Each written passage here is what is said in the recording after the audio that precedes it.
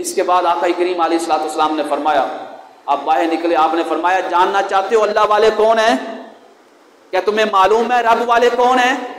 तलाश में रहते हैं हमारे मुआशरे के लोग, कोई अल्लाह वाला मिल जाए, कोई अल्लाह वाला मिल जाए। नहीं मिल रहा है कोई अल्लाह वाला। अक्सर की जुबान पे सुना जाता है अल्लाह वाला नहीं मिल रहा, आए मिलाते हैं अल्लाह वालों से।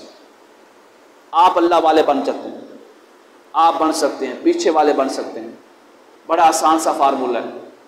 आका करीम अलैहिस्सलाम ने फरमाया अगर अल्लाह वाले बनना चाहते हो ना, इन्ना लिल्लाहि अहलीना मिनन नास, फरमाया तुम ही में से अल्लाह वाले बनते हैं। सहाबाई किराम ने अर्ज़ किया या रसूलल्लाह मन हुम अहलुल्लाह, ये अल्लाह वाले कौन हैं? अल्लाहु अकबर, अल्लाहु अकबर।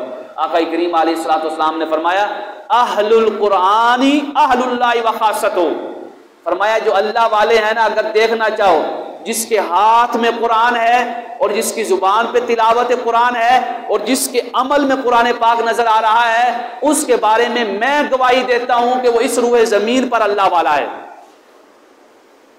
वो अल्लाह का अपना है।